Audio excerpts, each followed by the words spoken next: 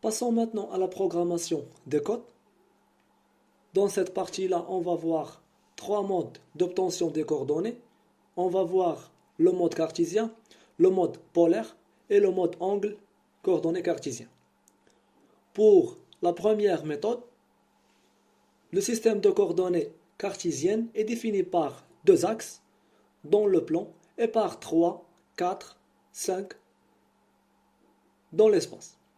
La position des différents points de la machine est exprimée au moyen de 3, 4 ou 5 coordonnées.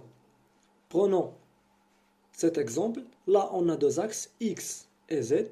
Donc, les coordonnées de ce point-là seront exprimées dans le programme par X40 et Z30. Pour le deuxième exemple, on a trois axes, X, Y et Z.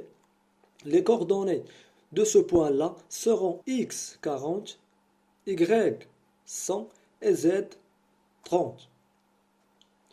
Pour la deuxième méthode, il est plus approprié d'utiliser les coordonnées polaires en cas de côte circulaire comme vous voyez dans ces deux exemples.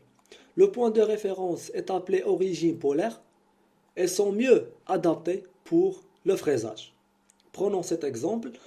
Par exemple, le point 1, il a un rayon de 100 et un angle nul.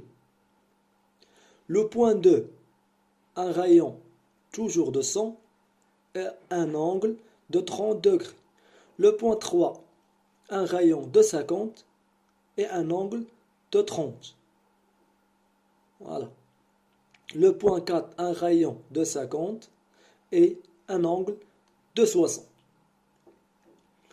Passons maintenant au troisième mode.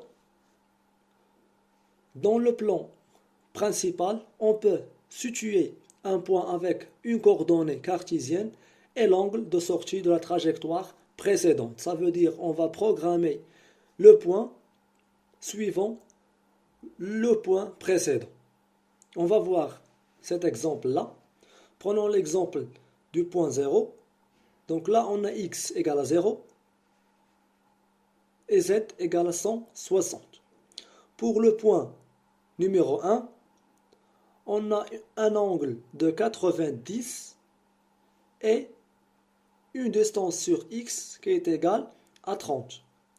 Pour le point 2, on a un angle de 149 et une distance sur x de 60, etc. pour les autres points.